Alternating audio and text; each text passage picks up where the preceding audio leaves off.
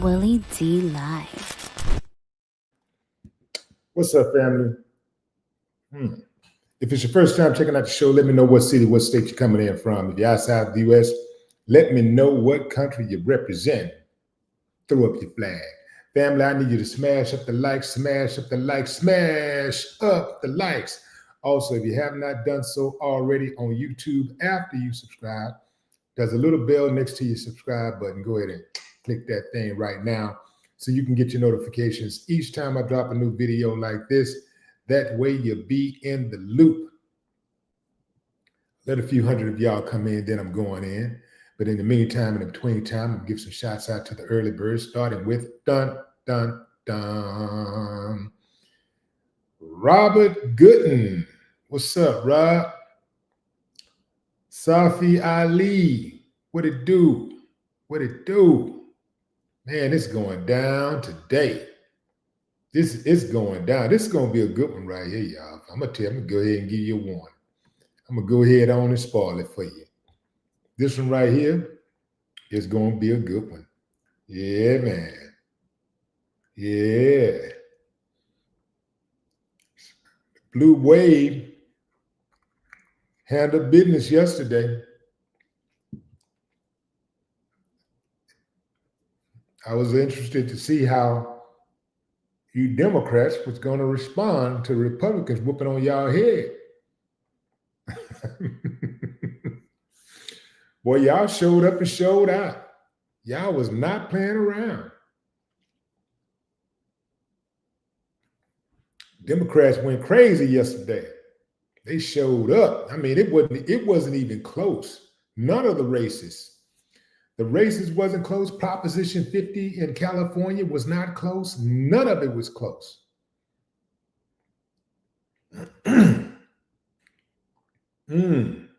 This is a reminder the same thing that makes you laugh can make you cry. Man. Let's see who else we got in these comments. Mandrill, what's up? Master Blaster, what it do? Diana, Judge Strez, good morning. What up, Dee Dee? Nicole Marks. Who is that? Mona John.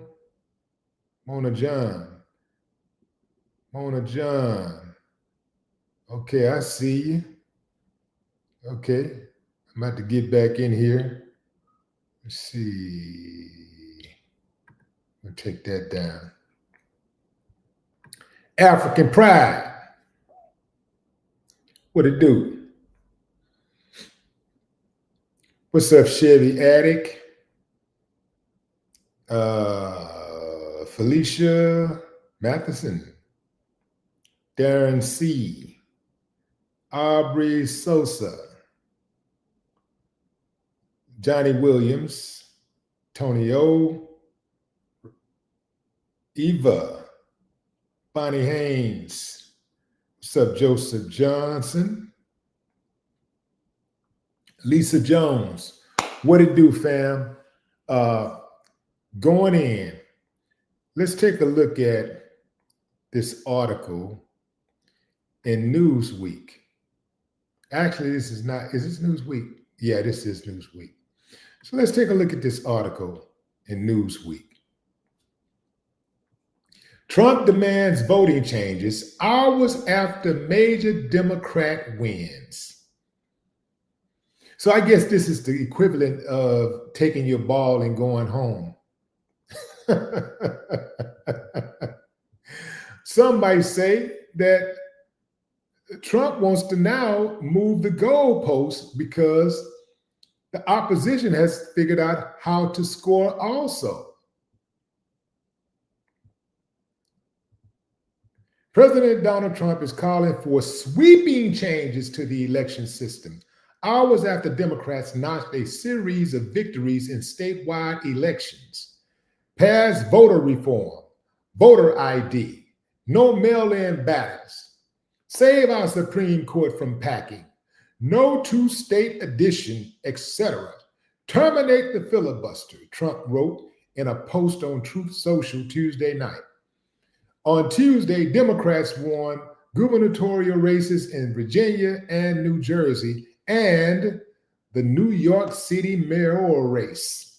California voters also approved Proposition 50, a measure championed by Governor Gavin Newsom that gives the party control over congressional redistricting, a move that could help Democrats reclaim as many as 5 Republican-held seats. The measure was designed to cancel out redistricting changes in Texas that likely favored Republicans. I don't know why they say likely favored Republicans. That's why they did the redistricting, to favor Republicans. Now, here's why it matters. The election victories were the first major test for the Democrats since Trump returned to the White House. Trump's remarks suggest renewed Republican concern over the party's electoral prospects.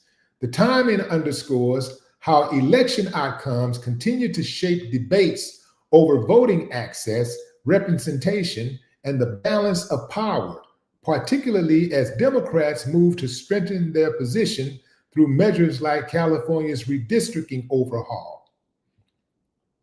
There's the face of a winner. That guy looks like he won yesterday. Yeah, there you go. Here's what you should know. Trump's call for strict voter ID laws and an end to mail-in voting stems from his repeated, though unsubstantiated, claims that election fraud gives Democrats an advantage, particularly in high turnout elections. Meanwhile, his opposition to expanding the Supreme Court and granting statehood to Washington, D.C. or Puerto Rico reflects concerns that those changes would strengthen Democratic influence by adding liberal justices and additional Democratic seats in Congress. The Democrats saw a string of victories on Tuesday night, almost a year after their loss to Trump in November 2024.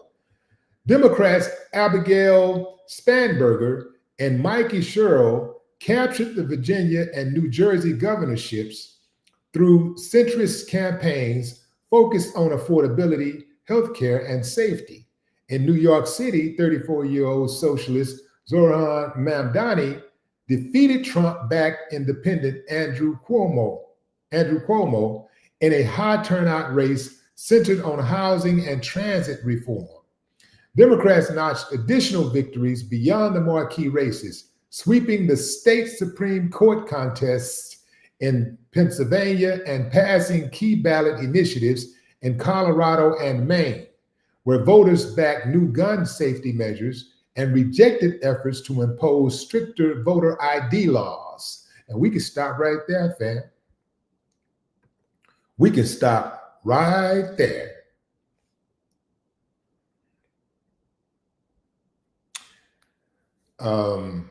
You know, one thing that is not being mentioned is there have been a number of Republicans who switched their votes to Democrat.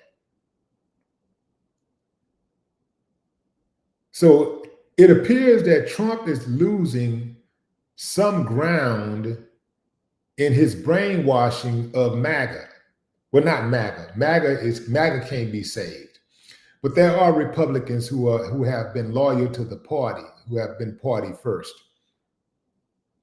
And they're just loyal to the party, not necessarily Trump. MAGA is something different. MAGA are those who have been brainwashed and who suffer from Stockholm syndrome. That's a different level. But there have been a number of Republicans who have left. In fact, there are a number of them who hasn't necessarily left the Republican Party, but they're just not voting in favor of Republicans right now, because the idea is to weaken Trump's grip on the party, which they should not have ever allowed him to have in the first place.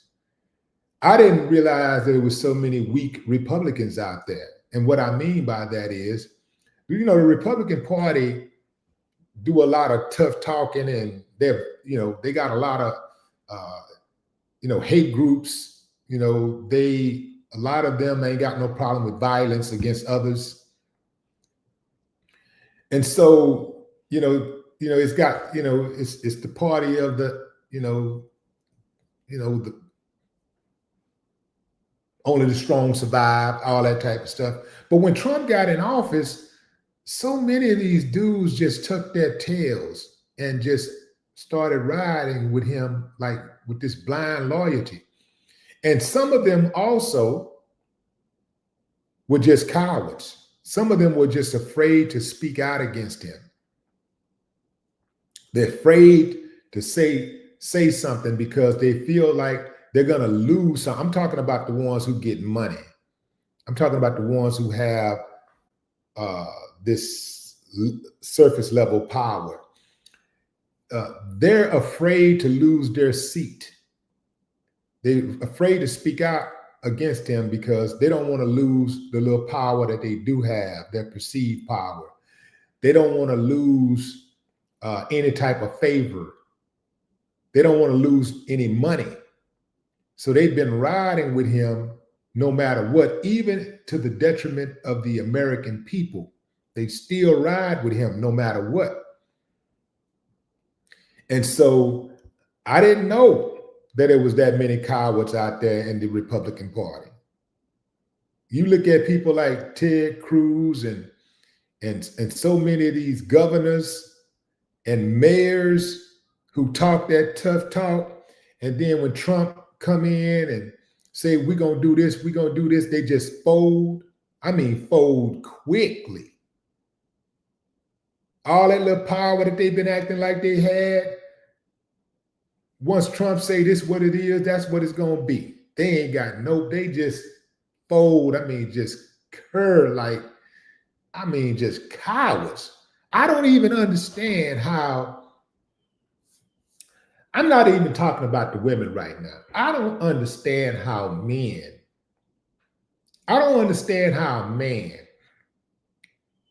man who says, I am the captain of my ship, I am the head of my household, I stand in protection of my family, my community. I don't understand how a man can be afraid of another man to the extent that that man makes him compromises his convictions. I do not understand that. Even if I thought somebody would be a formidable challenge, if my back is against the wall and I have no choice but to come out blazing, that's what I'm going to do. I don't give a damn who it is. I'm not even smart enough to not fight back. I ain't that smart. In my mind, if I'm going to get into a fight, if somebody going to swing on me, if somebody going to take off on me, I may as well get me some licks in. And when I say get some licks in, I ain't talking about just 1 or 2 licks. I'm talking about trying to hurt this mother. I'm talking about trying to win this fight. I'm trying to win.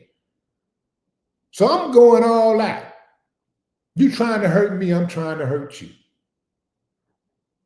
May the best man win. I'm going all out. It ain't going to take much for me to fight back. It don't take much for me to fight back. So I don't get that. I don't get how a man can allow another man, I don't give a damn what his position is, to talk down on his wife and he still support that man like Ted Cruz did. Donald Trump talked about Ted Cruz's wife like a dog, and he still backed him. I wonder what his wife thinks of that. Like, how does his wife look at him now? Does she really feel protected by him? Does she really think he's the man that she married?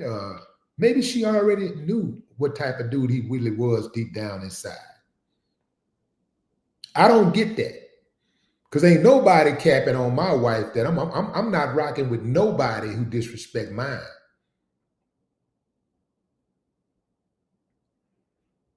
We're going to be moving some furniture around. Especially if I can get you going, and then you up in my face too. You right next to me, man. I ain't even smart enough to not take off on the president. I'm not even that smart. I think I don't give a damn who it is. Oh, you did what you said? What about my wife? And as soon as we get on that Air Force One, yeah, not talk that shit now. Yeah, what you say?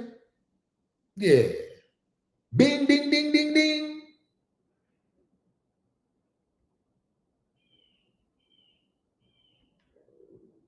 These dudes are cowards. All of these governors, mayors, they cowards.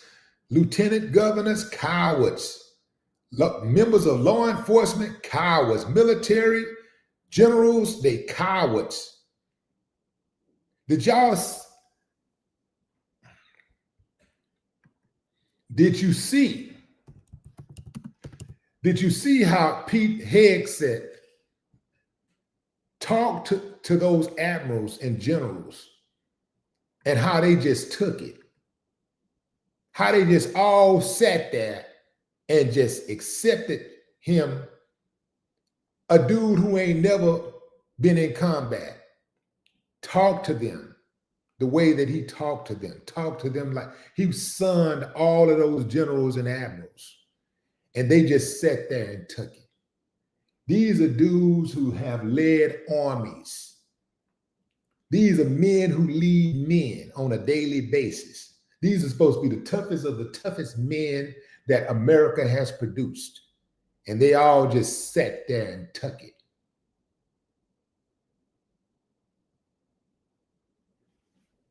I look at that. I look at them. I look at those generals and admirals and these mayors and governors the same way I look at street dudes, gangsters, street gangs, gang members. I look at them. I look at those politicians the same way I look at those gang members who know they beans from their cornbread. Those gang members will kill each other like that. They wouldn't even think about it. They'll kill people in their community like that, wouldn't even think about it. And then they'll mess around and let the police ride through their neighborhood and tell them to get on the ground. They throw up they sets. This is my set. Hey, what you doing around here? You ain't from around here. Pow, pow, pow. You know. But then when the police come, the police can call the police can call the women in their family B's and H's. The police can plant dope on their little brother, take them under the bridge and beat them up. And they won't do nothing. They won't do nothing.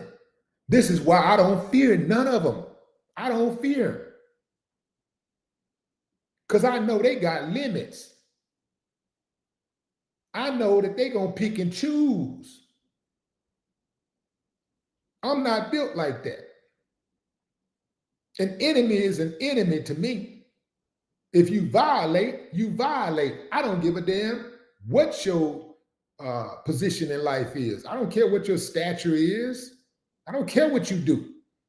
You violate, you violate.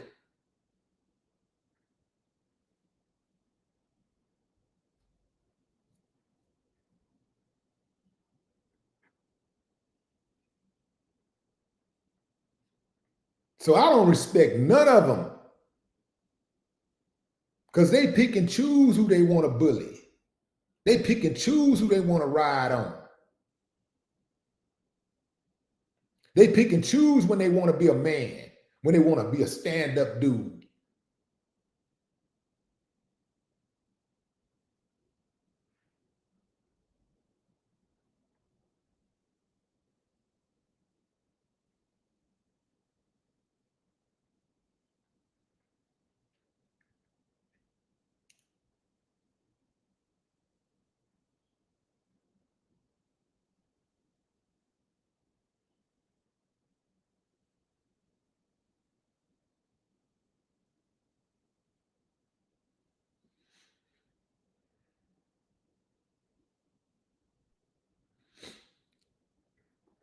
Here's an interesting comment. I am Marie says, you know, Willie, I'm gonna put this in the screen. You know, Willie, sometimes words are more powerful than putting hands on someone, and bullies can be taken down if people get together and speak up.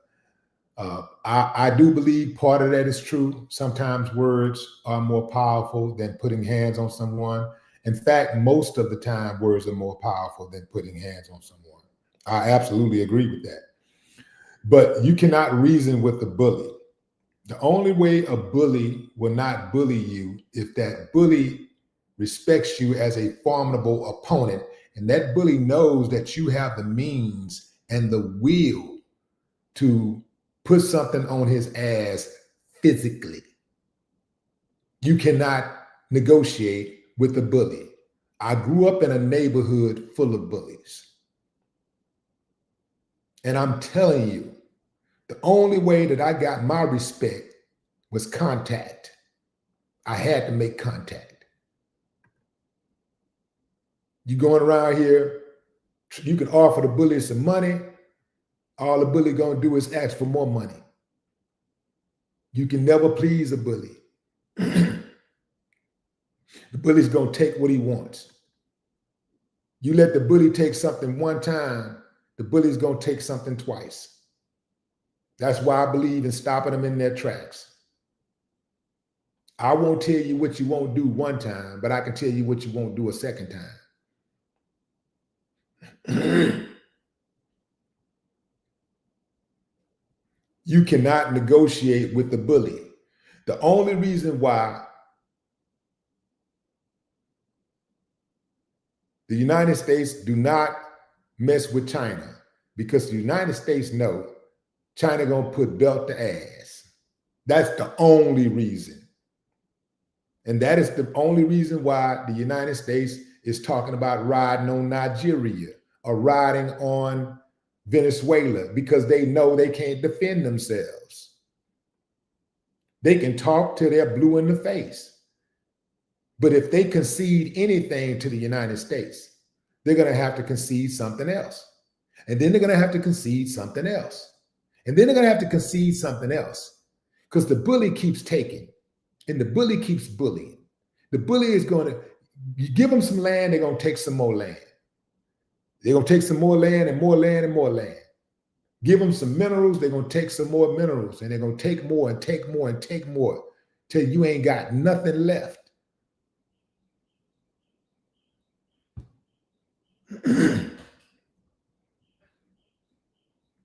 The reason why, yeah, I see you, freedom fighter. Yes, right.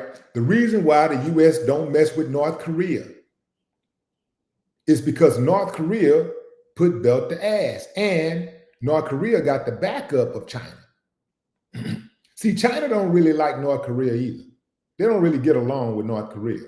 But China understands the bigger picture. If we let them come over here and take out North Korea, then they're going to post up too close to us. And if they take out them, then they're going to just be way too close for comfort. We can't let that happen. And the U.S. know that. So they ain't going to touch North Korea. And North Korea, the U.S. do not like North Korea. If they could have, they would have taken North Korea out a long time ago. But North Korea don't just rely on even China. North Korea say, hell, we're a country too. And we don't give a damn what y'all like or what y'all don't like. We're going to do what we want in our own country. We don't give a damn about the West. We don't care what's going on in Asia. We're going to do what we want to do. This is my country. This is our country. And we're going to run it like we want to run it. And you ain't going to do nothing about it. And if you try to do something about it, we're going to put belt to ass. Ain't that how you run your household? Who amongst us allow anybody to walk in their household and just start putting their own rules down? Oh, you can't even keep your own house in order. You over here looking at me at how I run my household. Who amongst us would allow somebody to just come to their house where the house that they pay the mortgage on, the house that they paid for, where they pay the bills, the house that they furniture, the house that they furnished. Who amongst us is going to allow somebody, an outsider, to come into their house and lay down the law and tell them how to run their house?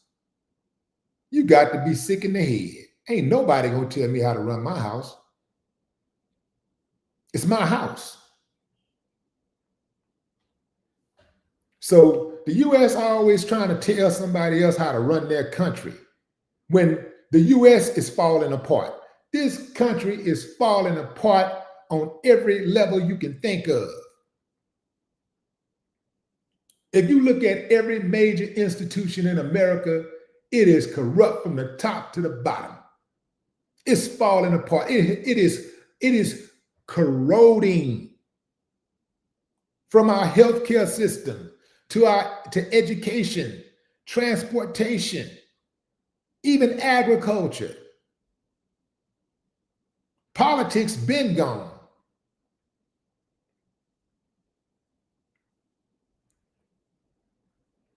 Now you're going to try to run somebody else's country. We got the most gun deaths in the whole damn world. We got police killing people left and right. And you over here talking about somebody else human rights? Somebody else who ain't treating their citizens right? You got 20,000 Americans that get killed every single year from gun violence. 20,000. And you over here talking about saving some Christians in Nigeria? Like we're supposed to believe that you really care about Black Christian Nigerians. Get out of here, man.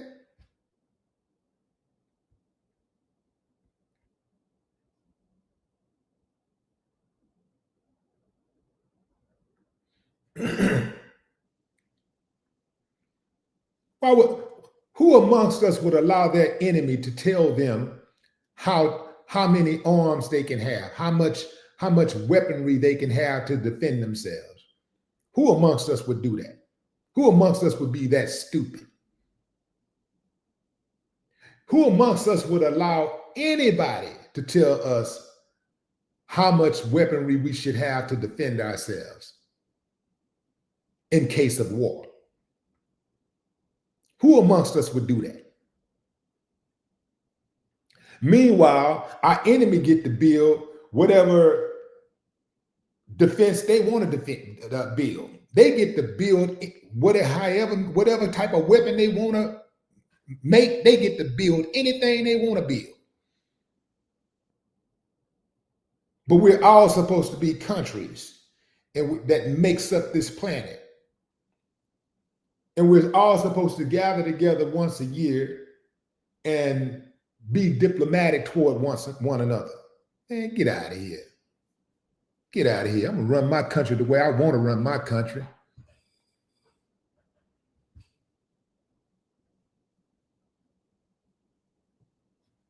United States, every country got good and bad. Every country got their good. Every country got their bad. Every country got something that another country could actually use, a way of life, laws that another country could actually use. Ain't no country out there perfect. And damn sure, especially the United States. The United States is the country where you get money. It's the land of opportunity. It's money. That's the primary thing about the U.S. It's money. And the U.S. is not the only country that has free speech. When we start talking about free speech and having limited free speech, the first thing we think about is the extremities. We think about how you can't do this in Saudi Arabia and Afghanistan and Iraq, and we don't think about all these other countries where there is free speech. We don't talk about that. We just focus on the extremes. That's how they spook you.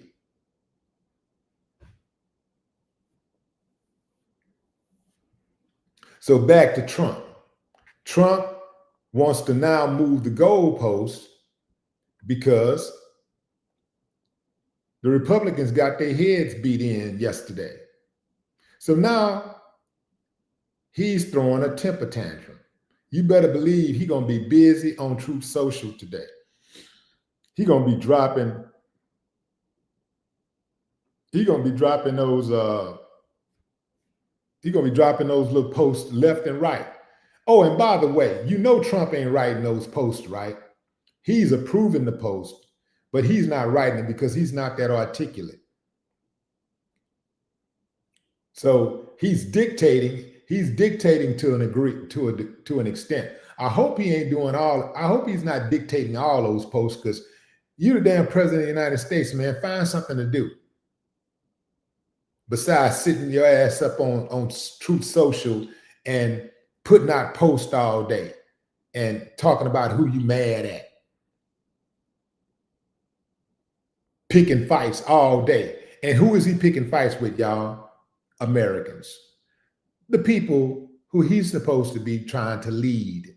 That's who he's picking fights with all day, every day. He picking fights with Americans.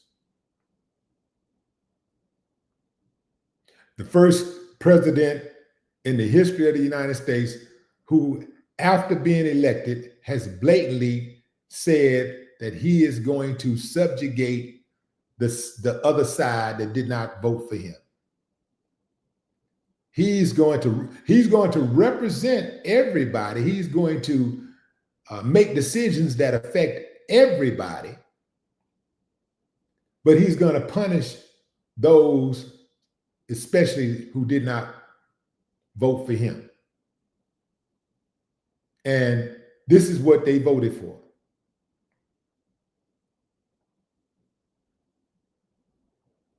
If I run for mayor of Houston and I win, I would have hoped I had 100% of the vote. But if I ran for mayor, I think it's safe to say I would not get 100% of the vote. But I would bust that ass. I'd get about 60. Oh yeah, I could run and win. I'd get about a good 60% of the vote at least. That other 40%, even though they didn't vote for me, I'd win much of them over once I get in office. I would win them over. I would not go on a rampage every day and say, the lunatic right or the lunatic left who didn't vote for me, I'm going to make you suffer. Those communities in such and such, I'm not giving them any funds, and I'm not going to fix your streets.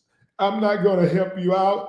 I'm not going to fix your, when the lights go out, I'm not going to send anybody over there I'm not going to send CenterPoint over there to repair your lines. I'm not going to do anything for y'all because you didn't vote for me. I wouldn't do that. And the people shouldn't ever vote for someone who has that type of mentality, who has the propensity to do something like that.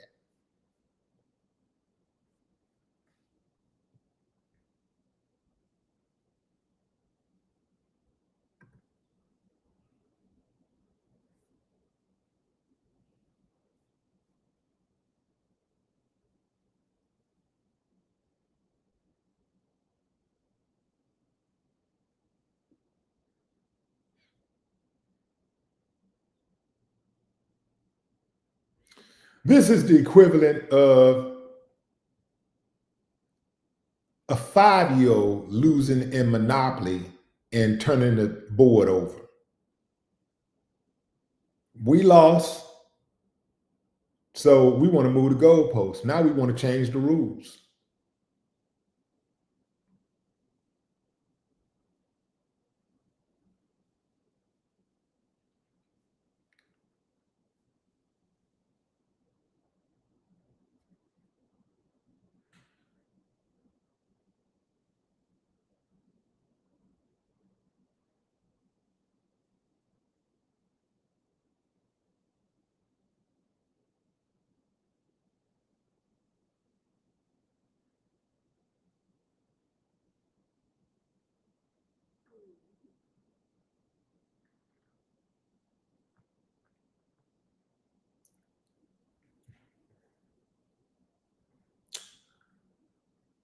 God bless child 808. What up?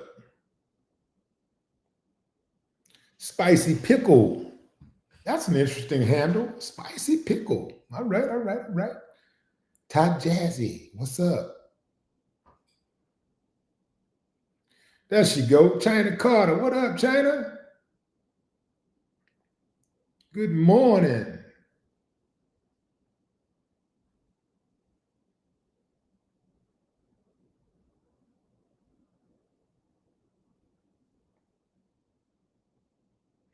Angela Dadnack, what it do?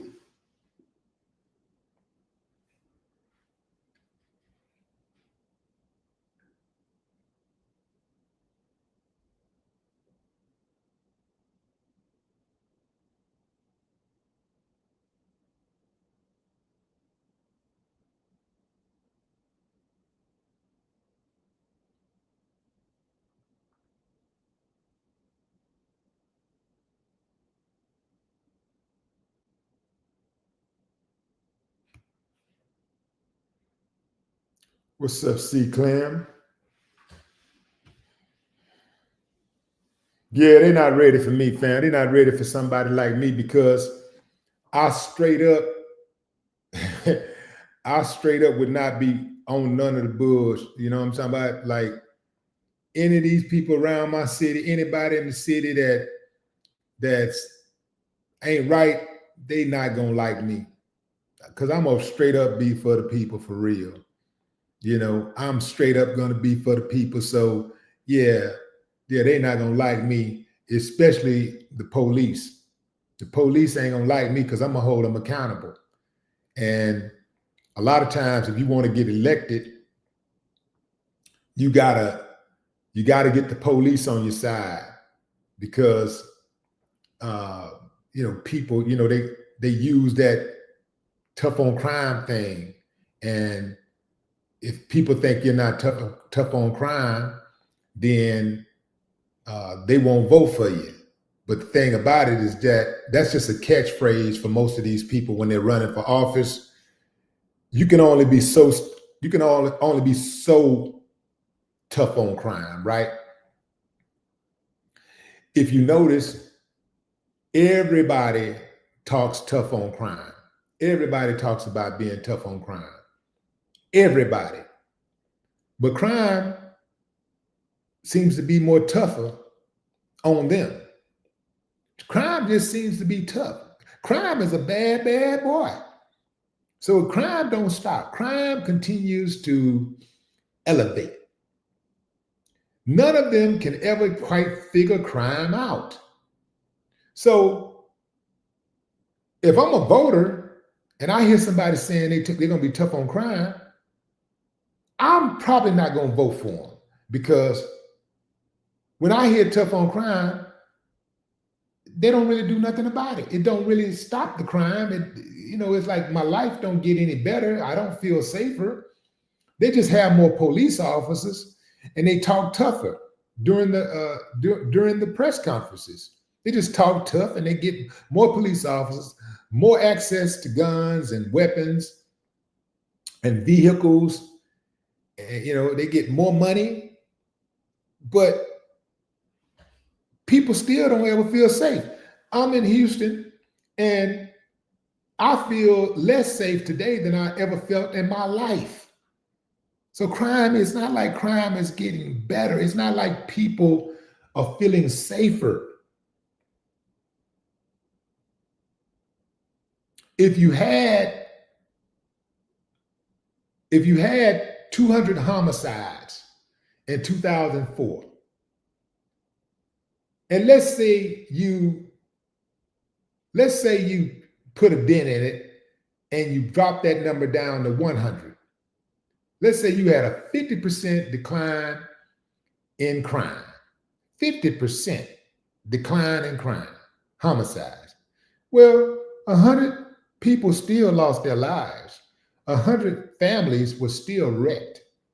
You still got 100 families on the other side, on the defense side, who has to go through it because now their loved one is in jail or prison or going through the court system.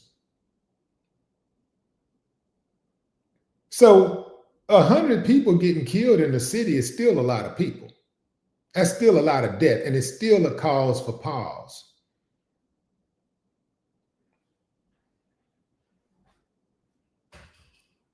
I would be too forward as a mayor. I'd be too forward, because I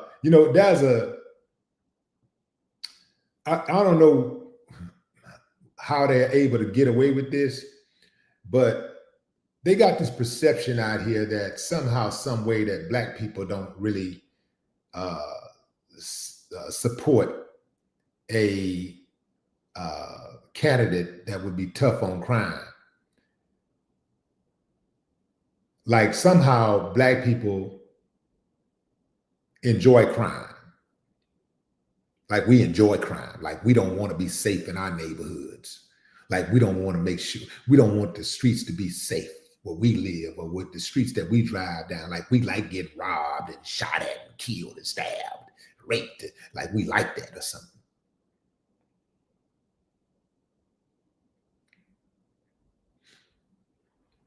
Now, what we don't like is when y'all say tough on crime and we know y'all really mean tough on Black folks. That's what y'all mean. That's code.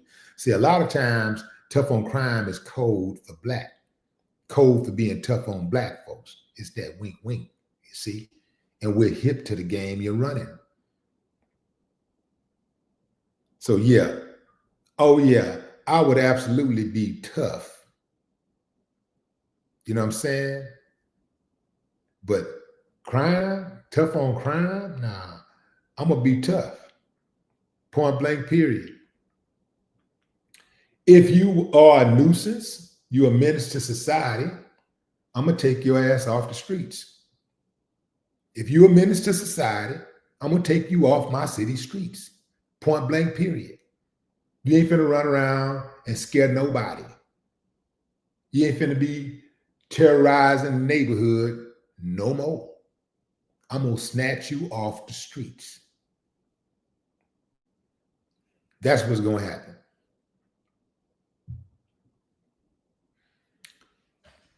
We're gonna get these schools on track. These horrible teachers, the union ain't gonna be enough to protect you. These horrible principals, the union ain't gonna be enough to protect you. These horrible superintendents, the union ain't gonna be enough to protect you. We're gonna get out here and we're gonna fix these damn potholes. I don't even understand what the holdup is on that. How is it that even in the nice neighborhoods in Houston, they got potholes? If you want to go into a nice neighborhood, once you get into the nice neighborhood, the streets are fine.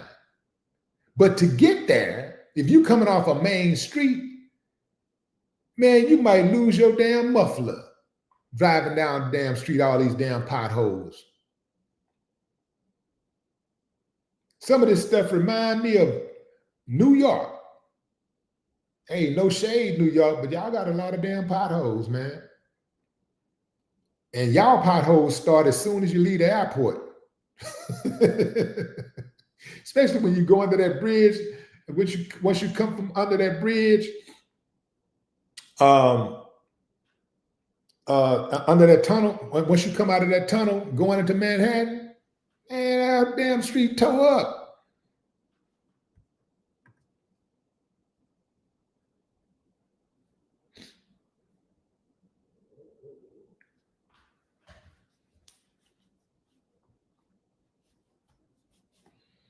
So I don't understand what's the holdup, why they can't fix these damn streets. Let me tell you how backwards the people are.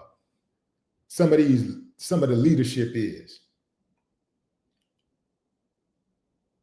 So we got a bunch of streets tore up around here, right? During COVID, the main street that I take to get into my neighborhood, was one of the smoothest streets in the city. I'm talking about for miles, smooth for miles. I come out the neighborhood one day and they out there scraping up the damn concrete. They re-poured a perfectly smooth street. They re-poured it. Took them about 8 months, I don't know, 6, 7, 8 months or so to fix it, to do the whole thing. The street that was one of the smoothest streets in the whole damn city. Make that make sense. And it's not like they were doing any digging or anything to unclog any type of drainage or whatever, or to make the roads better to accommodate the flooding, because that street never flooded. So it made no sense why they would do that. That money could have went to repair so many other streets around the city.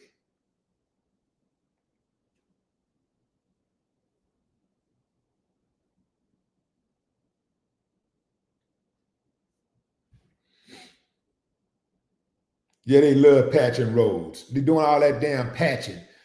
They go through, patch up a damn, put a patch on the road, and the next thing you know, 3-4 years, they patching it again.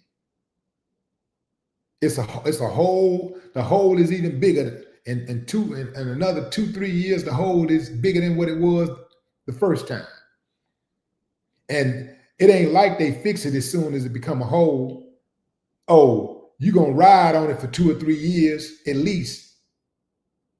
Some of these streets I've been riding on, it's the same damn potholes for the last 10 years.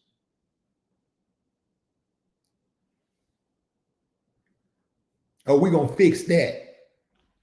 I'm a handler of that, man. So it is my presumption that a lot of these funds are being reallocated. They're spending the money on things that the public really, the people really don't care about, because they're getting kickbacks.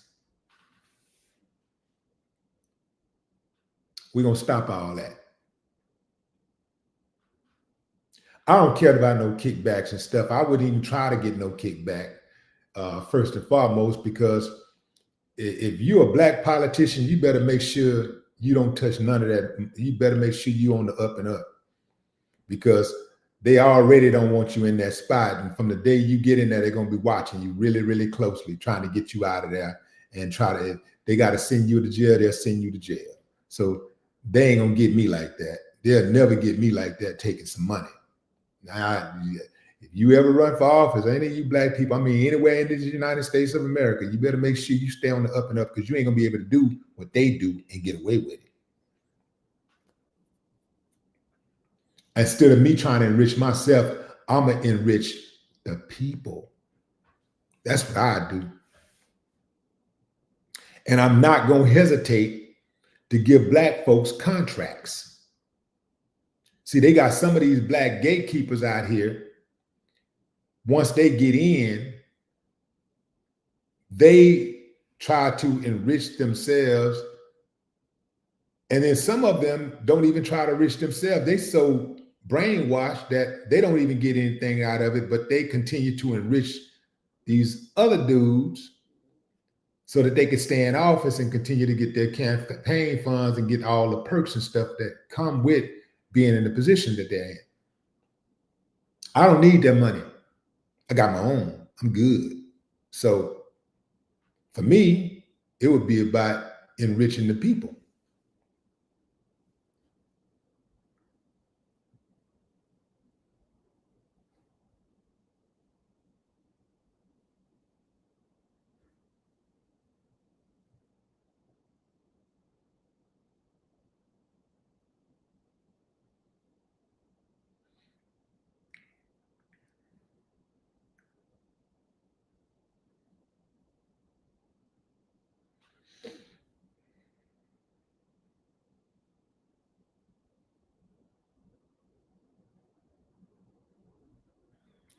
Nicole Marks.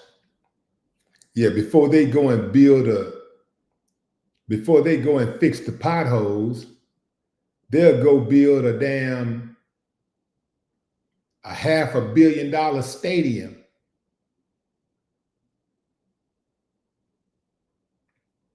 with potholes all around it.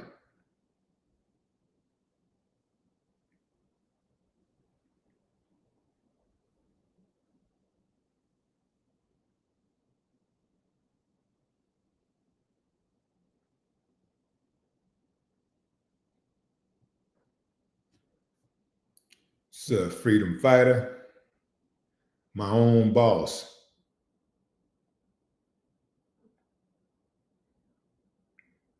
Yeah, speaking of the money, getting to the money, Marjorie Taylor Greene got in office in 2021. She was worth $700,000. Just 4 years later, she's worth $12 million.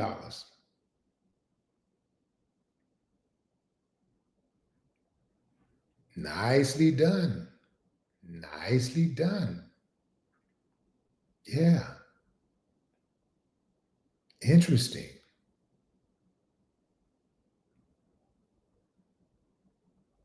Yeah, that's about a 14,000% pay raise she gave herself. Yeah.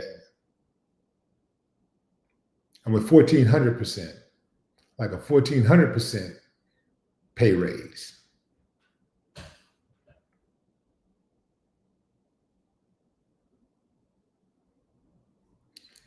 Rusty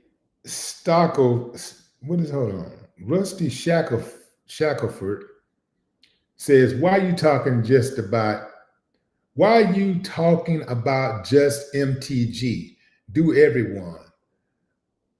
Rusty, let me explain something to you how things go on this channel. And you should know this, but it appears that your thought process is a little rusty. So let me explain something to you.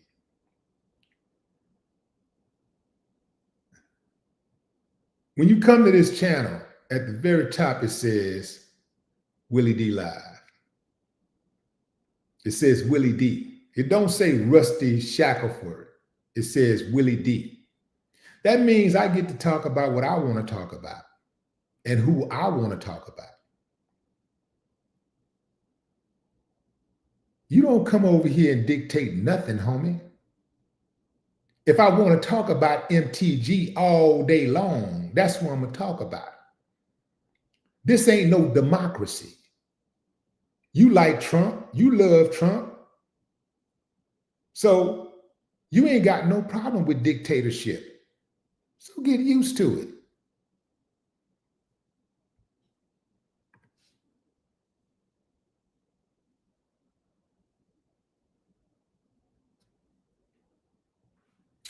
MTG gonna get this smoke over here. And any other rest of them that I deem worthy of speaking on.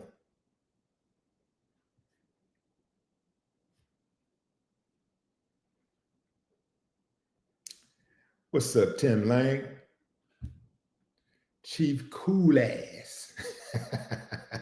Chief Cool Ass. That's funny. What's up, Hebrew? Hebrew hair, what a do. Pine tree.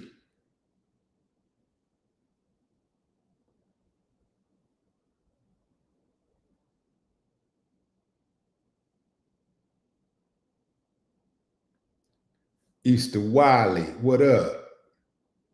What's up, Larry Miller? I see you, Eric.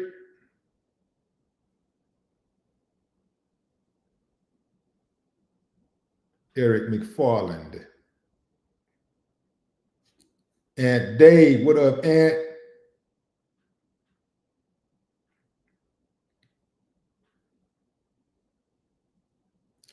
Jermaine Erlison, what it do? What it do, what it do, what it do? Fam, I started a group, a Facebook group for Houston residents. So, you know, this Willie D Live thing, you know, it has an international audience. But I wanted to make sure that I did something for the city that shaped me and believed in me first. So I started a Facebook group called Houston Speaks.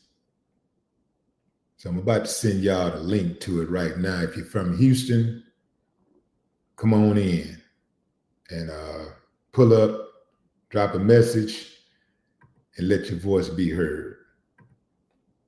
Let's see, here we go.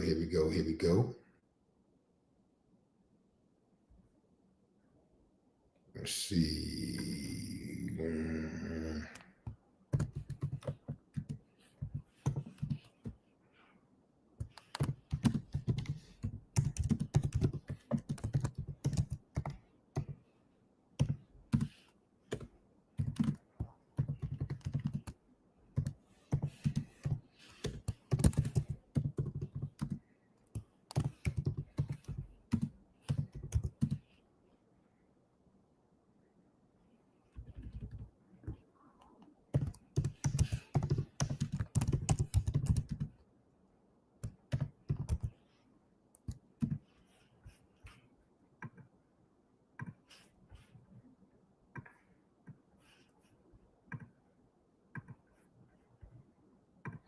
All right, there's the link, fam.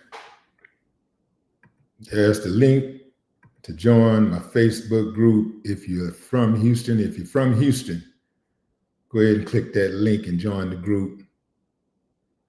We're in the early stages of building it. You know, we got a few people on there now. Right now, we got I think we just hit the 100 mark. We just started the group yesterday. So it's always interesting when you're building something, right? It's always interesting because, you know, you get to see the different milestones, you know, especially when you're starting it from scratch. You get to see it when you're the only member. You only got one member or one follower or one sub.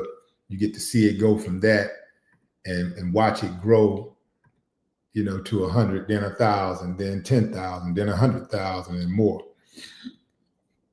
Like I remember when Willie, there's some of you guys that's on here right now, remember when Willie D Live only had, you know, 10,000 subscribers, because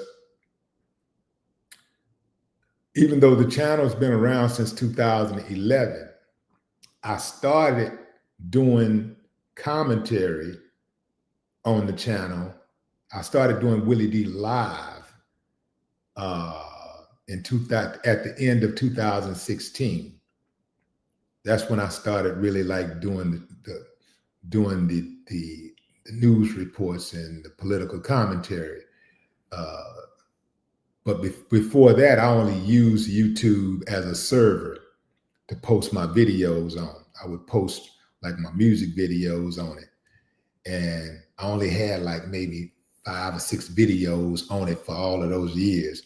But then 2016, at the end of 2016 came around, I got into the podcast space, and and it's been popping ever since.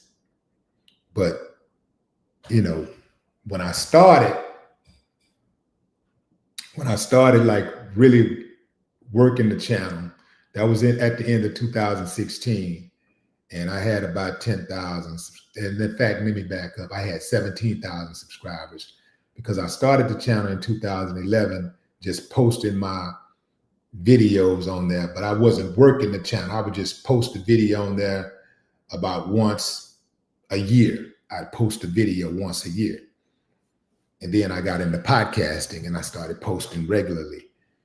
And so I saw the channel grow from 17,000 to where it is now, over 1 million subs. So salute to all of you that's been with me from day one, and those who decided to subscribe today, because I know I got some new subscribers today.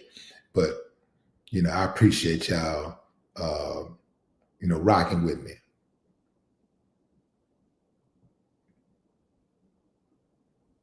What's up, Don? Appreciate you.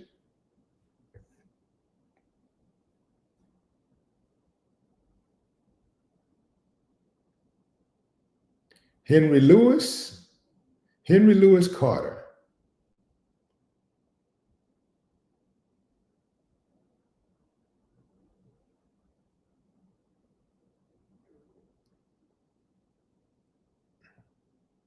African Native wants to know, is YouTube profitable? Well, yeah. Yeah, short answer is yes. It is profitable, but you got to know what you're doing on here. You ain't gonna be able to just do this casually. You got to make a commitment to do it and be consistent. And if you got content that people want to watch, but I think it's always, I don't care what you're putting up. If you're consistent, you're gonna find the audience, because there's an audience for everything. I don't care what you're talking about. Man, even if you were like just wanted to start a channel for bird watching, if you wanted to start a channel for collecting rocks, let's say you collect rocks and you collect all kinds of, rocks.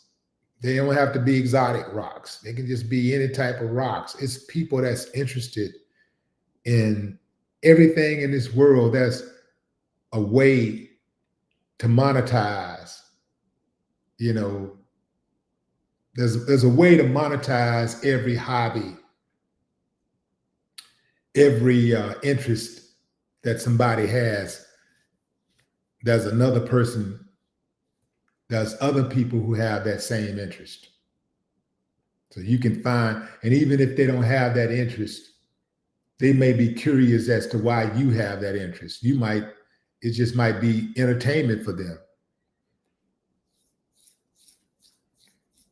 But I know you ain't gonna be able to do this and play with it.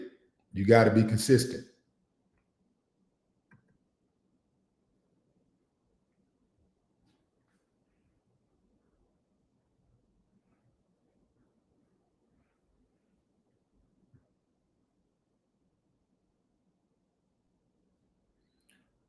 Joy and peace. What up?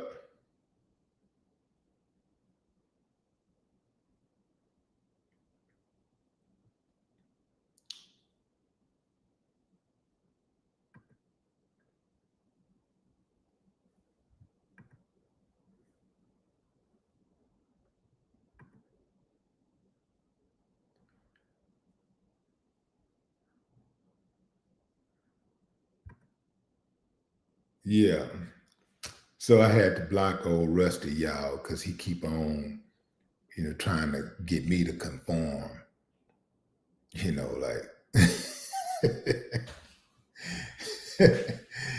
out of here, man. I don't like that. All that old energy like that. Get out of here. Moving forward. I don't understand why people follow people that they don't like, that they don't want to rock with. Like, well, I can get why somebody might follow somebody they don't like because they just want to be nosy. But I don't see why they jump into the comments. Like, why jump into the comments and trying to challenge and all that kind of stuff, man? It's too many people on social media just that hop into comments just to oppose. They just got to oppose. To me, that's a waste of time. Because whoever the person platform you're on, they're going to continue to do whatever it is that they do. And to me, it don't make sense. To me, it's a waste of time. Like nobody's going to stop me from feeling the way that I feel. They're not going to stop me from believing what I believe. Now, you might educate me on something, and I can accept that. But overall, as far as who I am as a person, my convictions, you're not going to change that. So you can talk till you blue in the face. You're not going to change my convictions. You know, that's something that has to happen over time if I have a change of heart. But I'm going to have to make that decision. You're not going to change it with one comment or 2 or 3 or 4 or 5 comments. That's not going to change it. We have a conversation, try to get an understanding. That's different. But nobody's going to stop me from talking about Trump ever. You know, nobody's going to stop me from riding on Obama. Look, fam, I'm like a lot of y'all when it comes to Obama.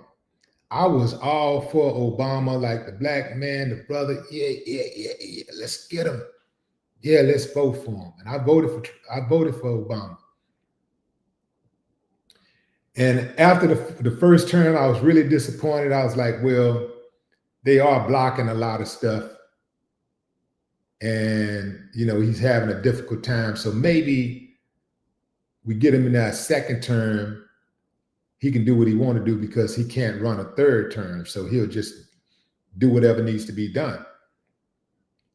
And I just didn't see, I saw some growth overall for America, but I didn't see any of our needs addressed specifically.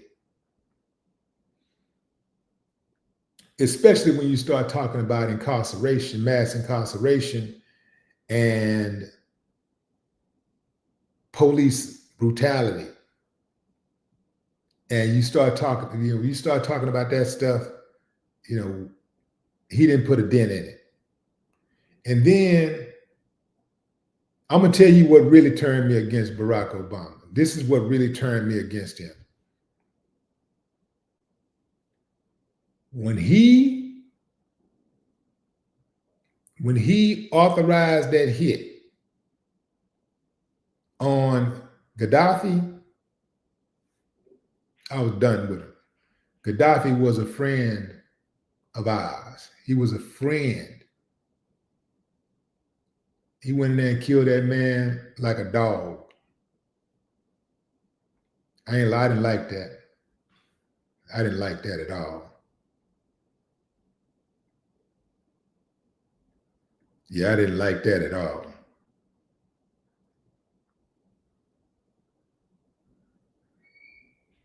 And I don't think nobody, including Barack Obama, is above criticism. I don't think I'm above criticism. But and I'd like to know what he think about that now. But he ran me hot with that move. So that's when I really, really came to terms, and I was like, man,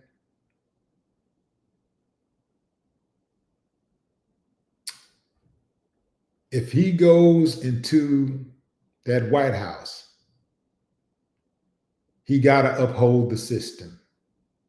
And we all know what that system is. If he go into that White House, he got to uphold the system.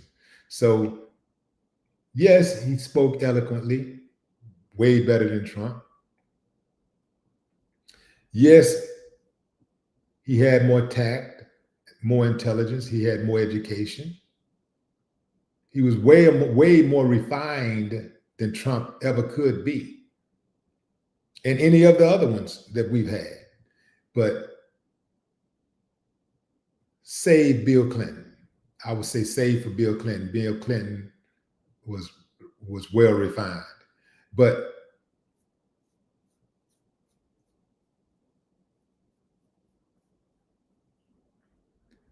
he still did something really dirty. That was dirty.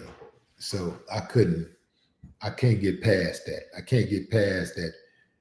Gaddafi was killed on his watch.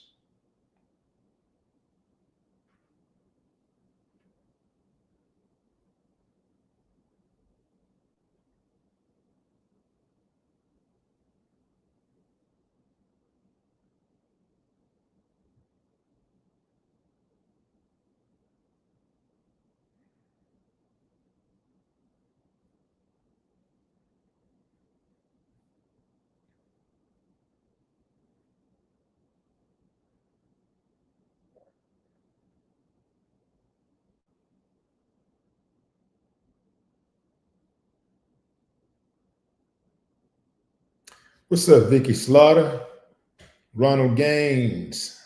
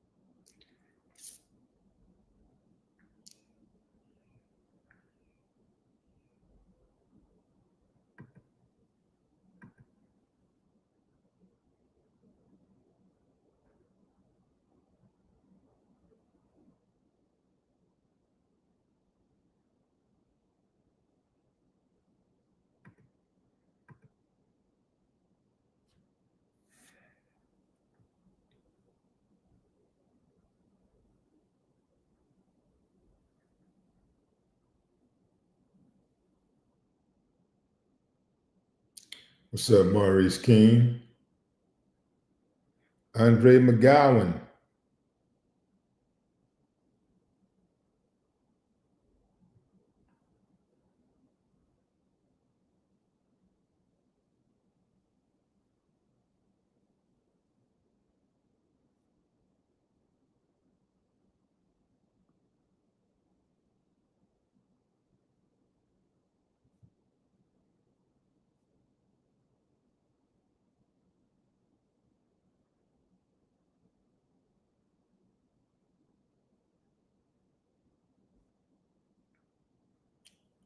We got Andre Alexander. What up?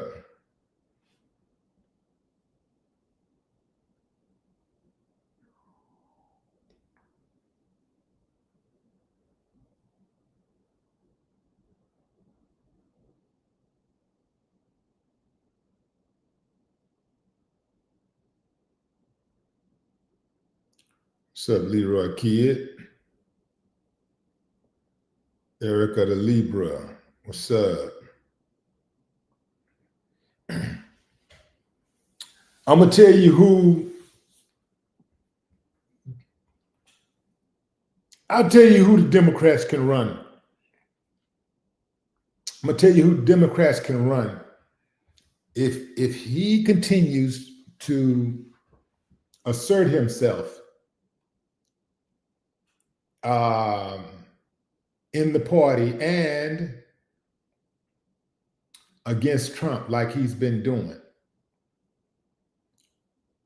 He could slam dunk that thing. Governor Gavin Newsom, Governor Gavin Newsom over in California. He could win. He's intelligent. He's charismatic. He got some heart. Like Democrats need somebody with some heart. They got too many. They too damn friendly. You know, that's one of the things about Democrats. They just be too damn friendly.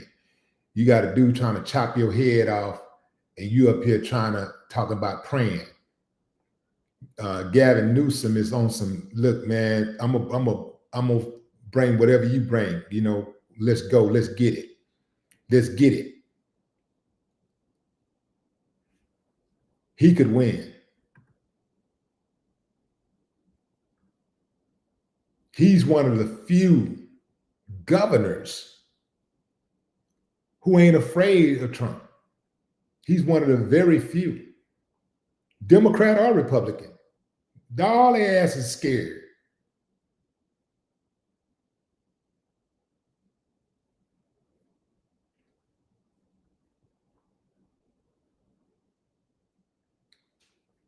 Ronald Gaines say Democrats in the way for FBAs, Willie, and the Republicans are not in the way. Everybody in the way for FBAs, including some FBAs, if you really want to know the truth.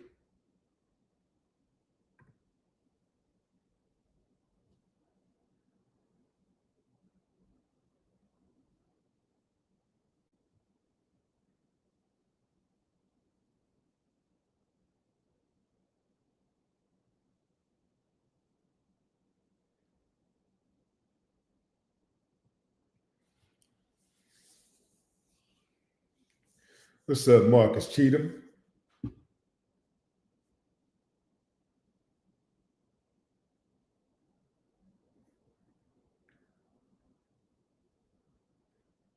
Team LMS.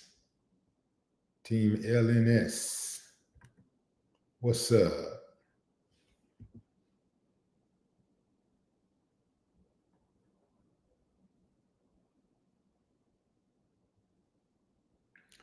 Judge Dredd says Jasmine is cool, but she's still cake for immigrants. So let me address that right quick, bro. Here's the thing, Judge. When you're dealing with these candidates, when you're dealing with these politicians, you're not going to agree on everything on a politician's platform. Just like when listening to podcasts, right?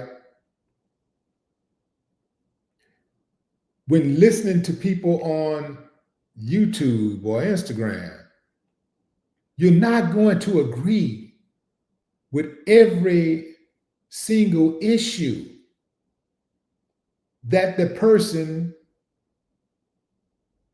supports. You're not going to agree. So you have to find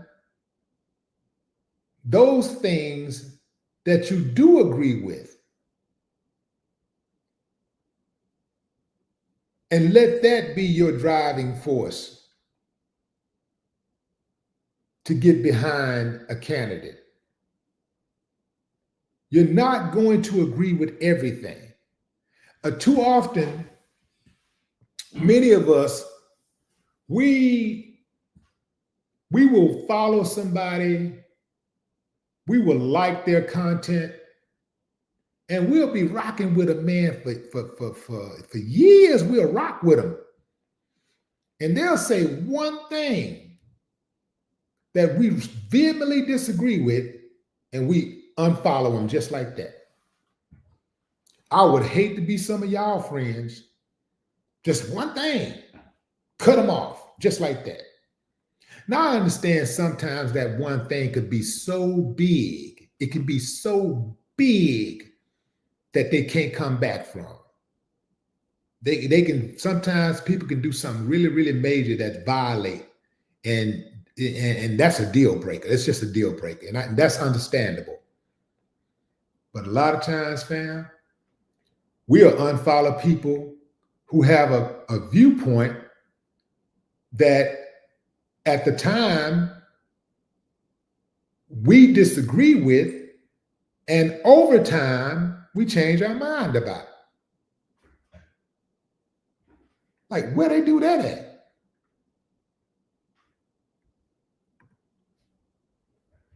I've had people who have followed me for years, and then I'll say something that they don't like, and they'll hop in the comments, I'm unfollowing you, or I'll read something in another comment section, and somebody say, they'll be talking about me, and somebody will say, yeah, I had to unfollow him once he started talking about such, he did this here, da, da, da. And I'm like, so unfollow me, motherfucker. I don't care.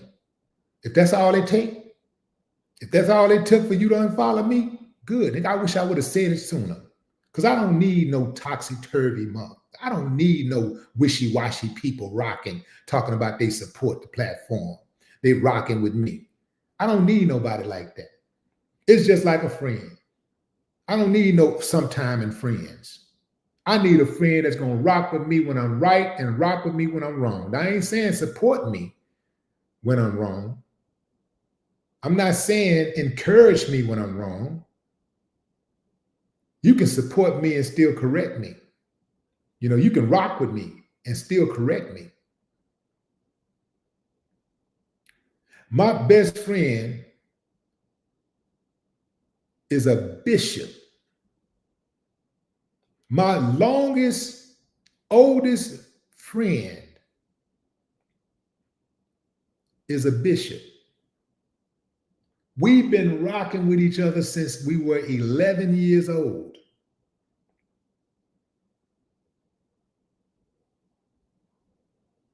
Since 11 years old. The math says that's 48 years. You think we haven't had some disagreements? You think we haven't had some times where I disagree with him,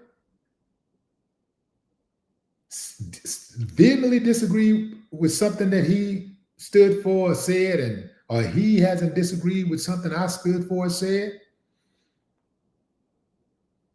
My best friend is a bishop, and I don't even go to church.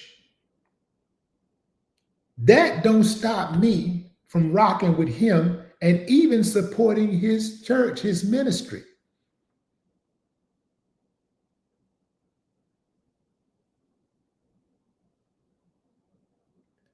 I rap sometimes, I do shows and stuff like that, and sometimes he rock with me on certain things, sometimes he don't. I do this thing that I do on social media. Y'all know I'm hard on these pastors, right? You know I'm hard on these pastors. You think sometimes when I'm going in on these pastors, he don't feel some type of way about that, him being a pastor? Of course he do. Just like I feel some kind of way sometimes when he go in on these rappers. He be going in on rappers.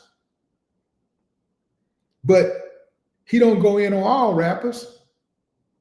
It's the shoe fit, wear it. And that's the way I rock. If the shoe fit, wear it. So we don't agree on everything. We don't always agree on things, but that's what makes us different. The foundation of our friendship is respect. And that's the thing that a lot of y'all just don't get. Man, I got friends who are Republicans. I got friends who are white. I got friends who are Indian. You think we're going to agree on everything? The basis of the relationship is respect. It's respect.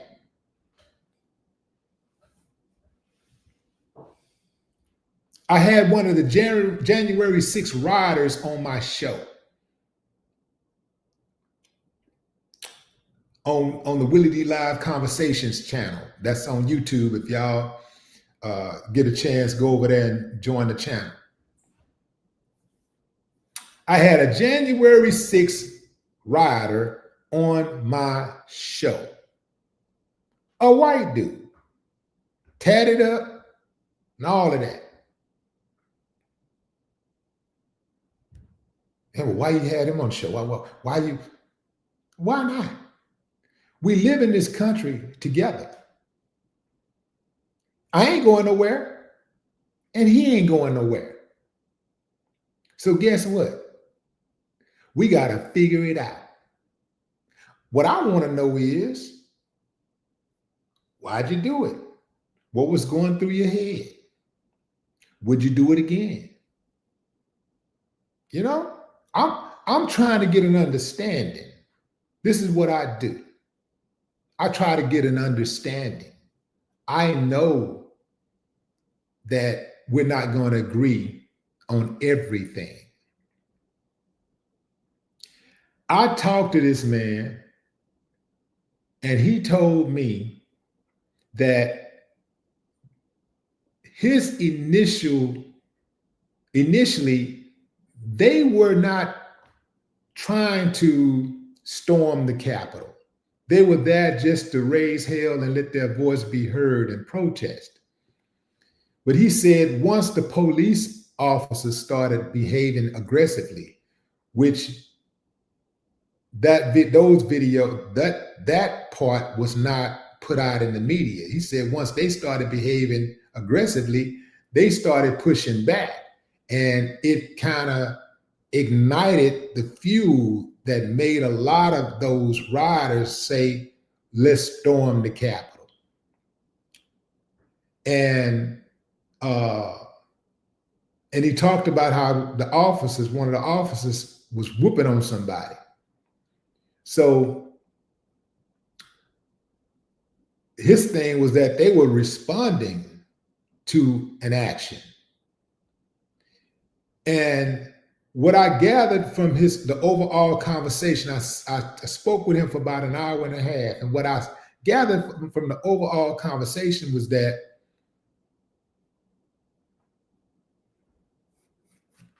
this dude loves America. He don't want the country to burn. So he was doing what he thought was necessary to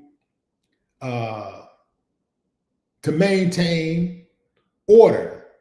If you want to figure it out, this is what he thought was the right thing to do.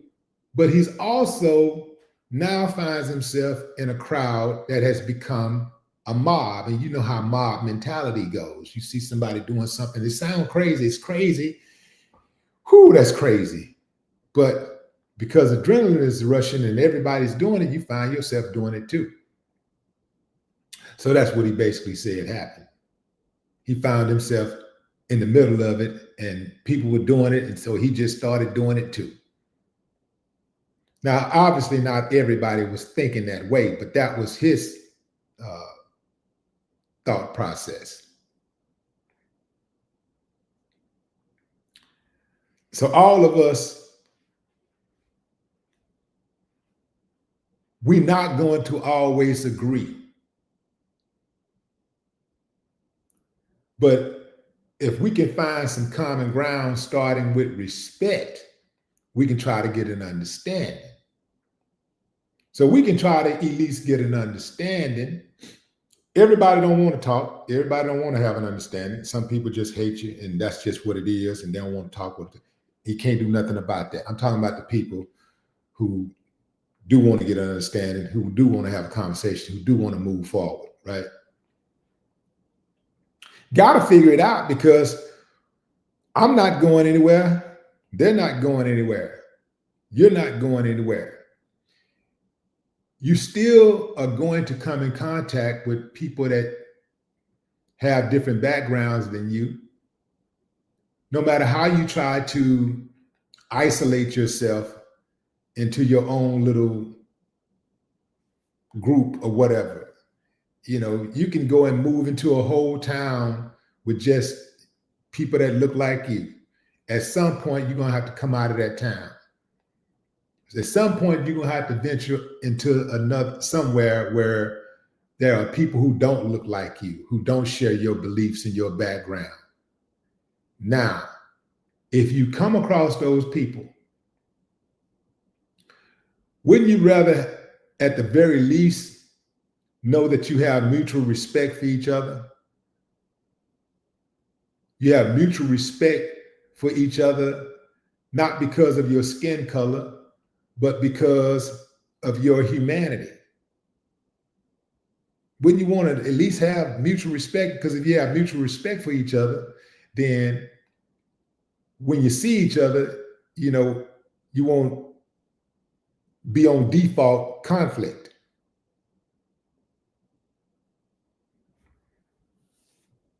Some of y'all just won't, some of y'all ain't real as y'all act like y'all are, because y'all pick and choose when y'all want to ride on certain people that don't share your beliefs. And you only strike when you have numbers, size, or weaponry, which tells me you ain't really all that you say you are. When I was in prison, there was a dude in prison with me who was a Nazi, who identified as a Nazi. He had the swastika, you know, on his chest and everything. But once he got in jail, he was washing drawers for black dudes. This is a guy walking around with the swastika. So put him in a mob and you know what he'll do. But when he touched down on that yard, he knew his beans from his cornbread. He knew where he was, and he knew he had to make some adjustments if he wanted to survive. He knew he had to come with some respect. And that's what he had the entire time. He had respect the entire time because he knew he was going to get his head beat in if he came with any other type of energy. So a lot of these dudes, they ain't as tough as they act like they are. They only tough because they feel like they're law enforcement, their family is law enforcement, or their family got some type of power, they're a judge or something like that, or they got size, weaponry, or numbers. That's the only time they act tough. Put them in certain situations, they will conform. They ain't as gangster as they act like. And there's a very few that are. There's a very few that are just savage, and they need to be put down. The rest of them ain't gonna push a duck in the pond, and if they do, they're gonna jump in and save it.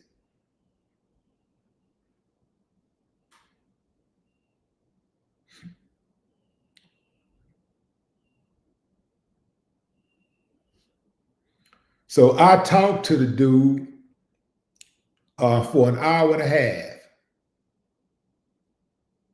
January 6th rider. Talked to him for a whole hour and a half. And also, come to find out, this particular January 6th rider grew up on the Ghetto Boys. Now go figure that. And you know what Ghetto Boys music is about.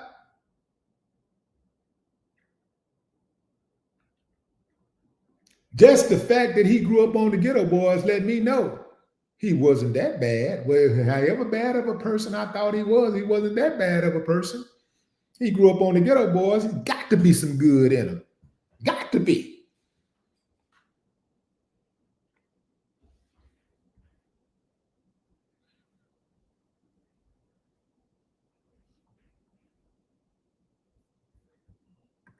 Back to Trump. For all of you who do not know, Donald Trump, your president, wants to move the goalpost. Yeah, he wants to move the goalpost, fam. Donald Trump was not happy with the results of the elections on yesterday. They lost two major gubernatorial races in Virginia and New Jersey. And then they lost their bid for mayor in New York. And then California Proposition 50 was passed, which will give the Democrats 5 new seats. That is to balance off the hijacking of seats that the Republicans pulled off in Texas.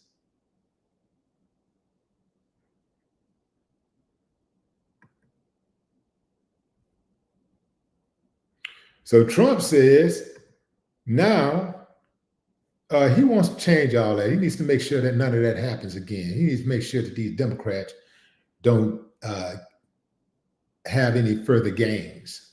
So he is calling for sweeping changes to the election system.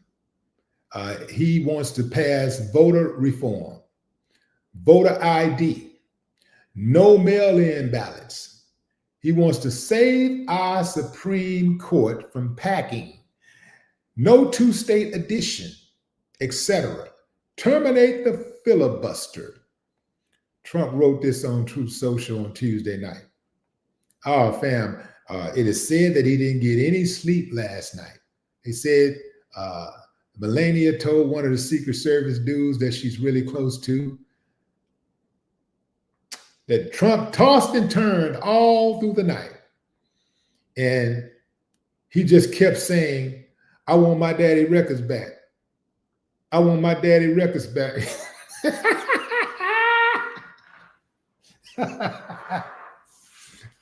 He say Melania say Trump.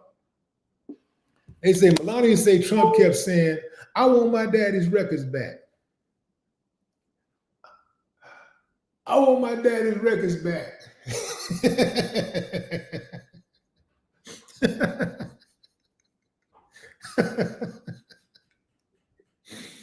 She said he tossed and turned all through the night. And then she said she thought he had went back to sleep because she heard him snoring. And then all of a sudden he just started saying, Democrat, with one eye open. He said, Democrat, watch them Democrat, radical Democrats. She said he was saying radical Democrats, radical Democrats.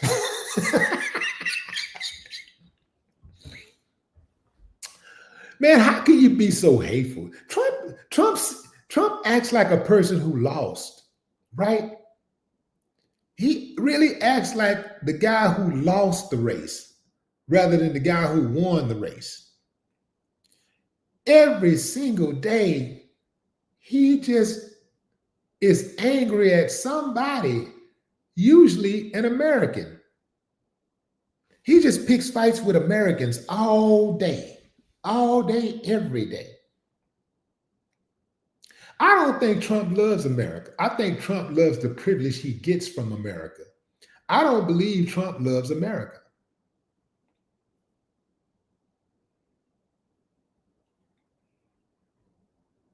This dude, he just seems so angry. Like he seems like the guy who had to pay for his friends. He's a little rich guy who nobody ever really liked. And he never really had a real true friend. Because right now, if you think about it, have you ever heard Trump say, my friend? This is a friend from high school, a friend from college, a friend from, elementary. My old friend from the neighborhood. This is my oldest friend. Have you ever heard him say something like that? Do he even have friends? See, that's what I'm saying. People like that are dangerous. People who were antisocial growing up, who didn't have friends, who wasn't popular. If they wasn't popular, or if they were popular because they had money, these are very dangerous people because they usually use their money to steamroll over people. And all they know is power, money, and privilege. And they use it to their advantage on a daily basis. And they trust no one because no one trusts them. They're not good with loyalty at all. They're not good in romantic relationships. They have horrible romantic relationships.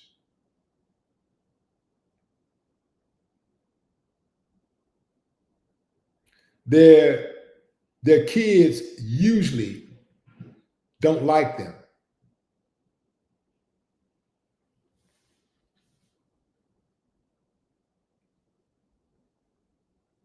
Trump acts like a person who actually lost, because all he talks about is dudes who he beat.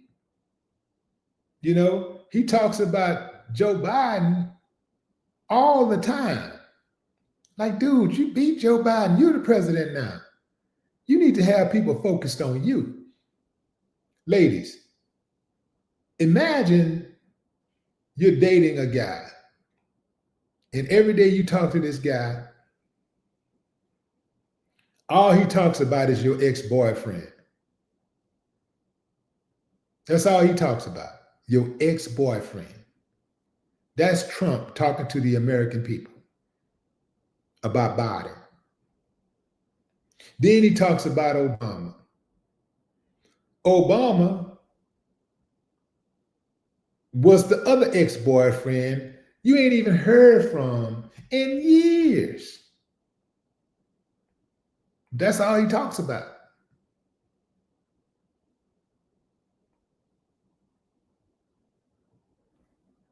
Janie Scott, what up?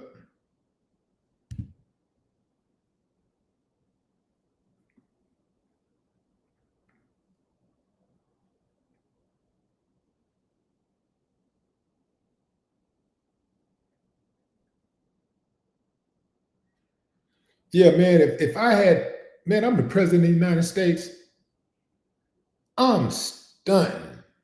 Oh, man, I'm out here. Man, I'm out here promoting world peace. Man, if I was the president of the United States, man, I'm talking about, man, I'm doing things to bring people together. I'll tell you something I'm gonna tell you the main things that I'd be getting at if I was the president of the United States.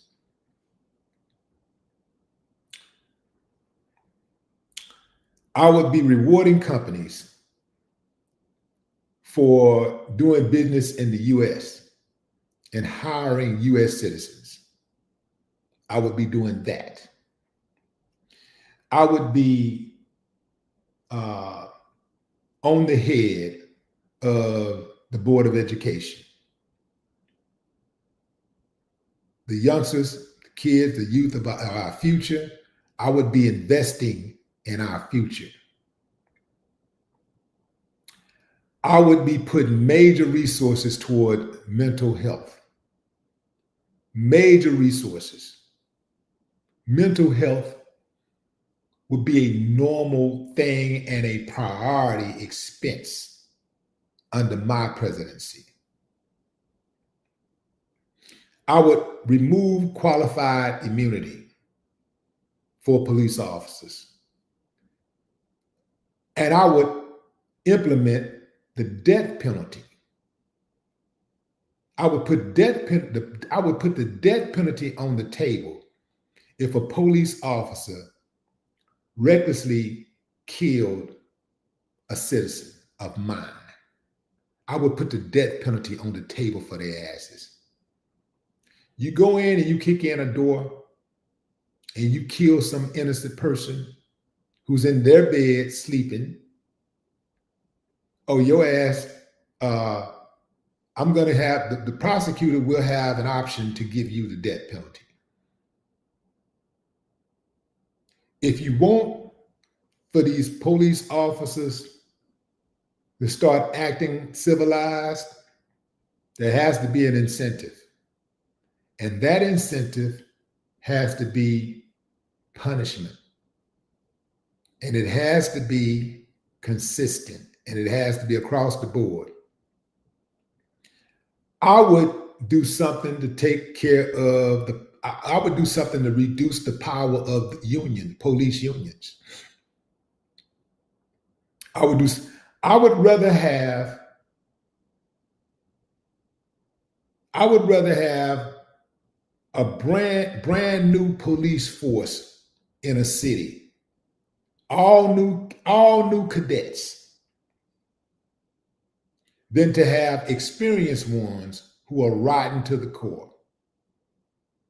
Bring in the new ones who are going to be with the new program.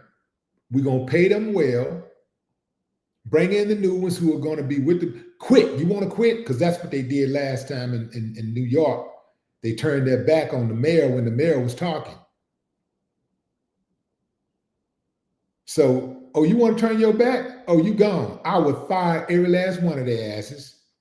Overnight, I'd have new cadets immediately sign up. I have people signing up just like McDonald's. I have people signing up, becoming police officers. Immediately have them going through the process. We got mental health evaluation. We got training. We got gun training. And we got mental health, gun training, hiring. I would rather have inexperienced cops out there who ain't out here killing people and running people off the road, trying to run people down in their cars. I would rather have inexperienced people who understand the consequences and who are going to be okay with those consequences should they violate the law, than those who take the law for granted and who are corrupt and who are racist and who are thieves and murderers with badges, who are disrespectful. I get rid of all their asses systematically, just like Donald Trump is going through these cities with the military. Systematic. Okay, Chicago next. This is next. That's next. That's next. I do the same thing, but I would do it for the betterment of the people. Yeah, they'd be after me because the old guard would not like the idea of the cleanup. I'm the cleanup man for real. I'm coming in to get it done. I just wouldn't want to have it any other way. I would feel like a sucker to have that much power and not use it to really help the people. I'm not going to use it because I'm scared, or I'm not going to use it because somebody have told me, hey, man, it's better to do it this way. You'll stay in office longer. Put me in for whatever. If I ain't got but one term, I'm going to do the most with that one term.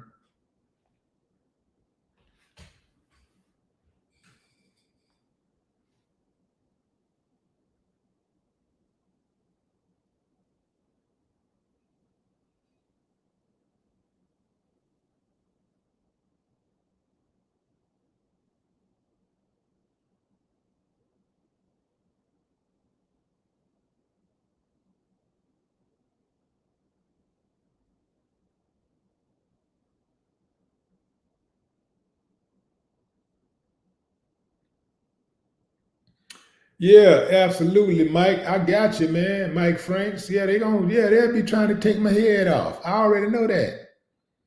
But the first one, but I tell you what, they better not miss. If they try, they better not miss. They better not miss.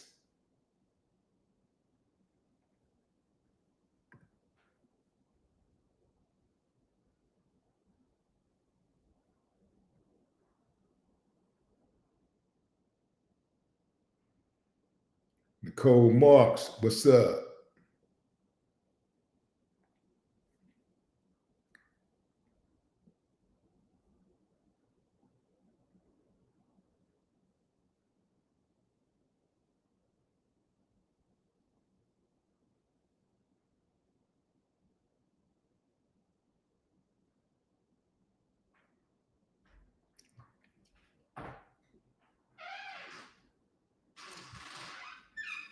Cool.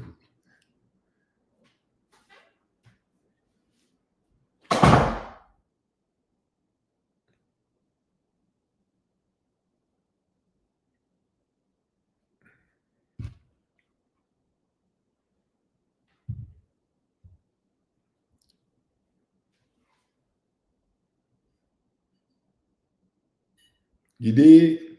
Rock B, you did?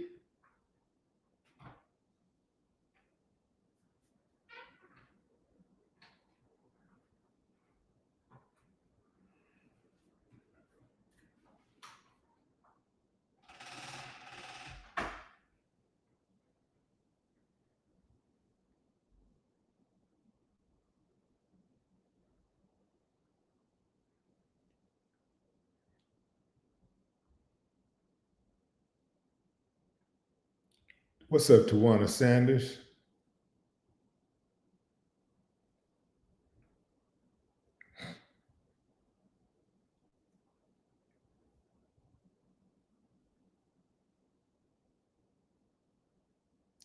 Justin Aguilar, what up?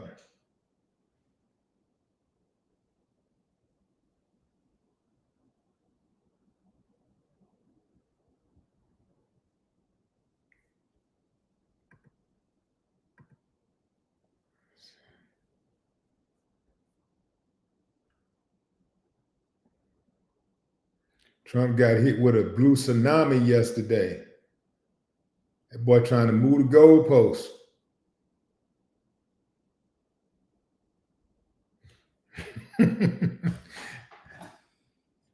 trying to get the caddy to move his ball in the golf game, right?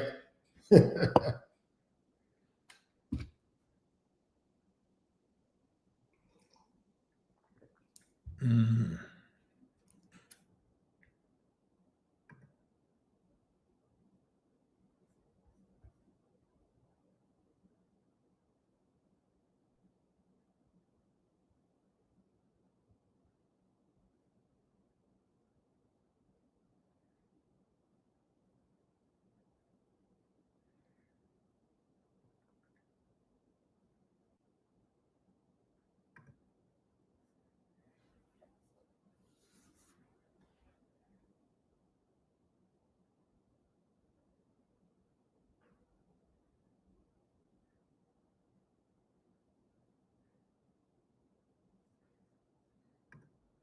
Trump probably over there saying, man, we should have rigged. Elon, I'm going to need you back for the rest of these votes. Elon, is there anything we can do to change those votes? Can we challenge? How can we change those votes?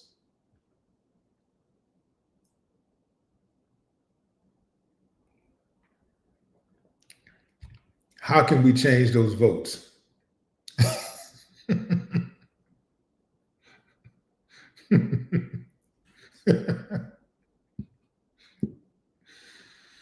Ooh, wee, man. Trump is over there nervous.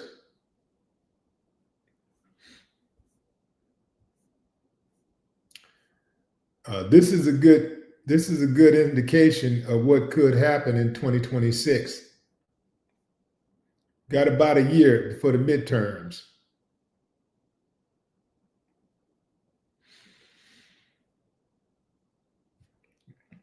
Yeah, so the idea that Trump wants to move the goalposts indicates his concern over his party's electoral prospects.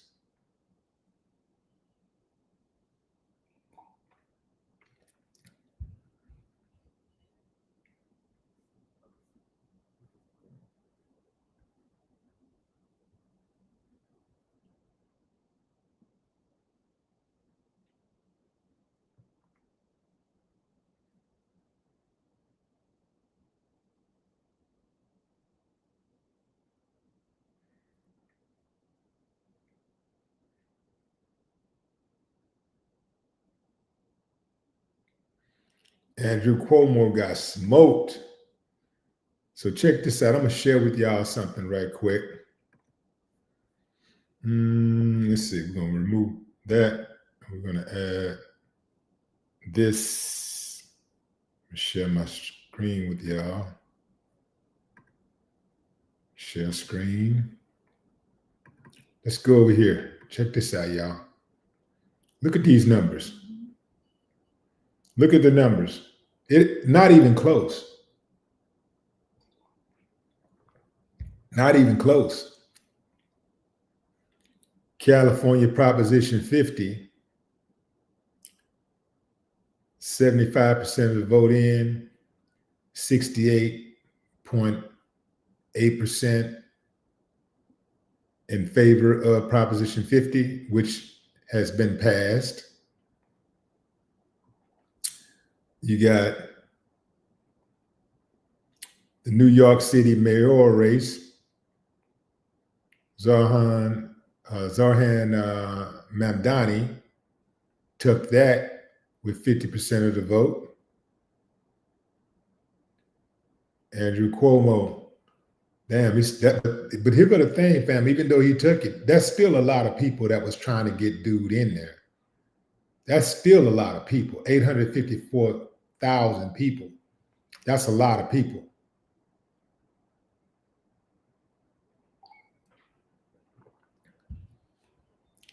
That's a lot of people who still have not learned their lesson.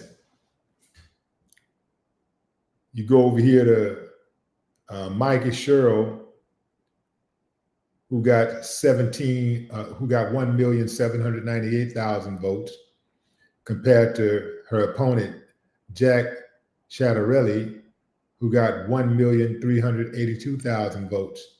That's still a lot of people who haven't learned their lesson. That's still a lot of people. So we can look at these wins, and they are impressive, and they did win by a lot. The fact that so many people still voted for their opponents, it lets you know that people ain't got no problem voting against their own interest.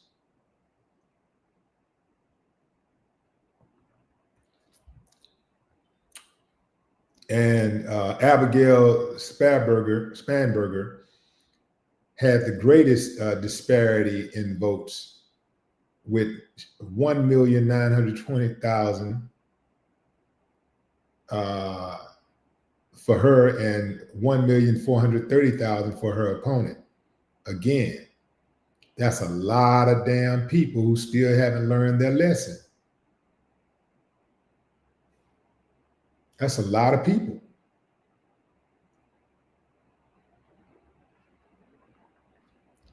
We know that these policies that Donald Trump has been signing off on, they affect more people than not.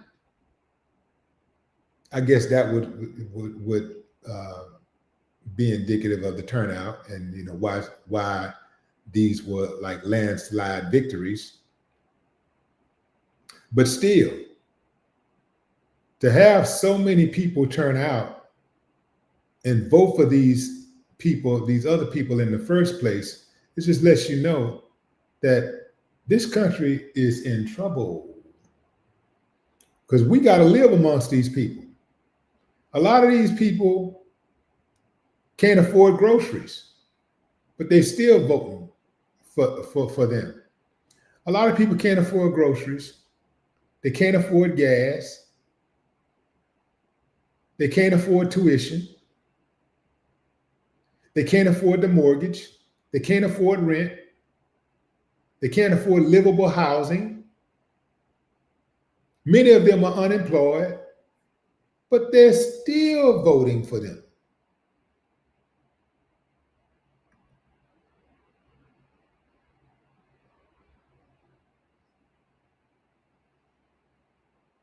Some of their family members have committed suicide due to financial pressures, and they still voted for them.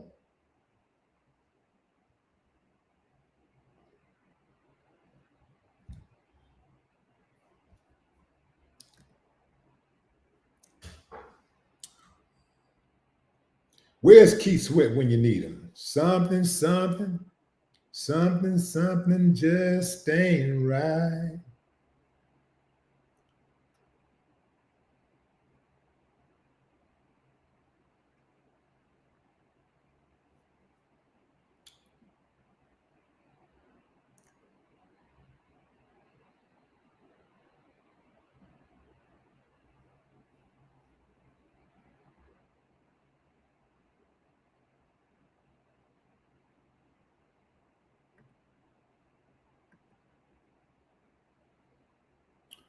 Ah, I just banned another user, fam. You wouldn't know it because of my reaction.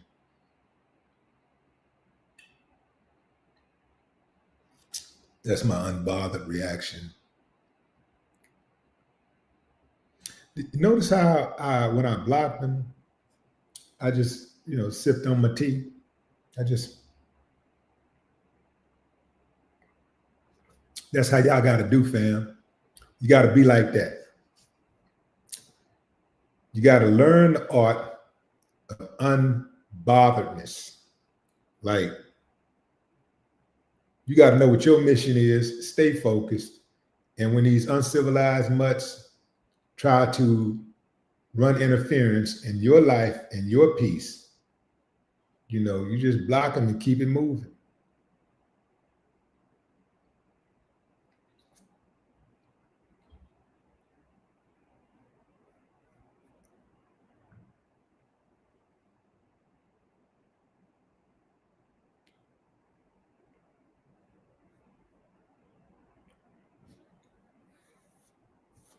Connie, what up?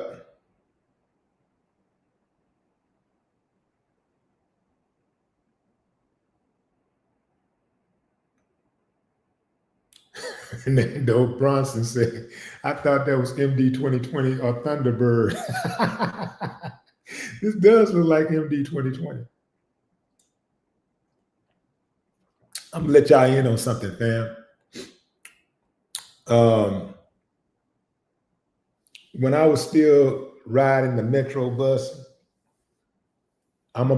this is right before the music before we broke out with the music. So I'm about 22, 2021, somewhere up in there. I'm about 20 or 21, right? And I used to sometimes have some MD 2020 and I would get on the bus and drink it. I don't know what that was about. I don't know if I saw somebody doing it or something, but I don't know why I had a pint of MD 2020 like an alcoholic. I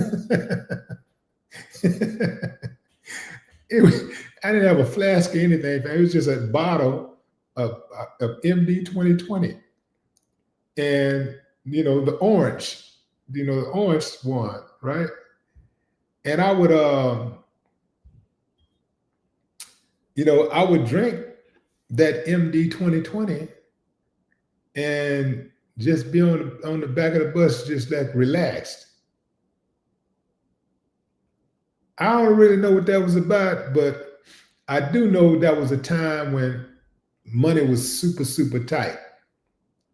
And sometimes I would drink just to feel, I would drink just not to feel the pain, just to drink. But the thing about me is that I would not drink to get drunk. I would drink to get a buzz. I never drank to get drunk.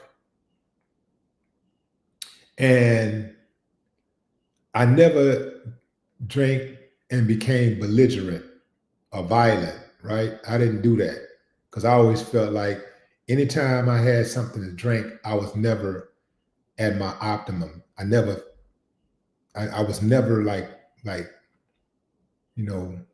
in control of, I wasn't at my sharpest. And I never liked to have a fight. I never would want to be in conflict or physical battle with anybody and not be at my sharpest. So I don't understand why people drink and want to fight. I don't understand that. Oh, he's drunk, man. Leave him alone. He's drunk. No, this is the perfect time to whoop his ass while he's drunk, because he ain't gonna be as sharp. Barron's all messed up. Yeah. Balance is off. Oh, this is a perfect time to whoop his ass.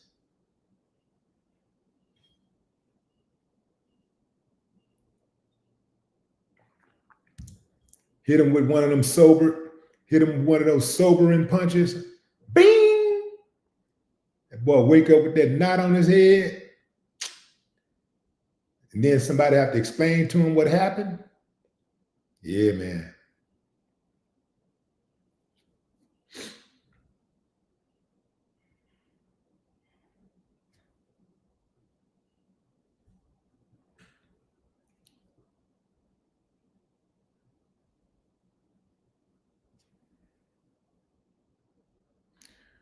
Group chat lead. What up?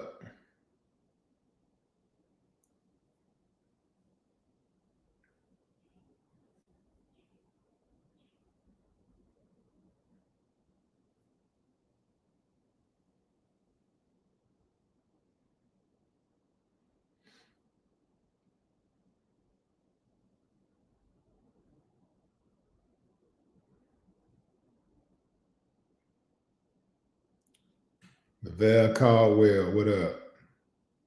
Larry Miller. What is that? James. What's up, James? Peaches.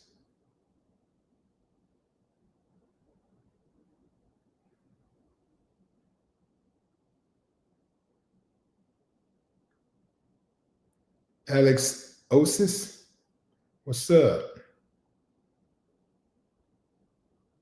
Purple Butterfly. Diane Sweet.